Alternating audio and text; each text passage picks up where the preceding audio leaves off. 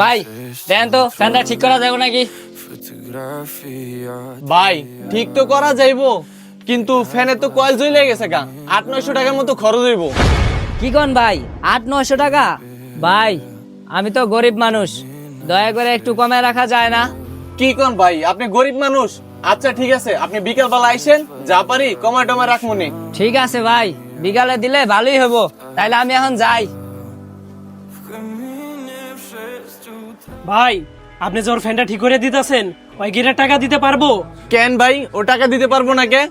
আপনি কি ওরা চিনেন? আরে ভাই ওই তো আমার বাড়ির পাশেই থাকে। ও আর ওর মা আমগো এলাকায় একটা ভাঙা কুড়ের করে থাকে। ওরা তো 3 বেলা ঠিক মতো খাবারই খাইতে পারে না। তাইলে আপনি ভাইবা দেখেন, ওই আপনার ফ্যানের 800 টাকা বিল কেমনে দিব? কি কোন ভাই, ওরা এতই গরিব? আরে ভাই দেখেন না, এগুলো কোন আমলের ফ্যান? এগুলো হলো পাকিস্তান আমলের ফ্যান। এগুলা কি আধুনিক যুগে চলে? হয়তো ওই ফ্যানটা ঠিকই করতো না।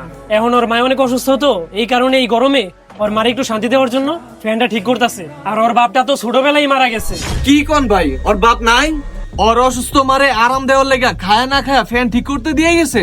আরে ভাই ওই বছরে একবারও ঠিক মতো নতুন জামা কাপড় কিনা পড়তে পারে না। ভাই আমার ফ্যানটা কি ঠিক করা হয়েছে? না ভাই, আপনি ফ্যান তো আমি ঠিক করতে দেয় নষ্ট করে ফেলাইছি। কি কোন ভাই, আপনি এগুলা ফ্যান নষ্ট হয়ে গেছে? পুরো ভিডিওটা দেখতে চাইলে এখানে ক্লিক করুন।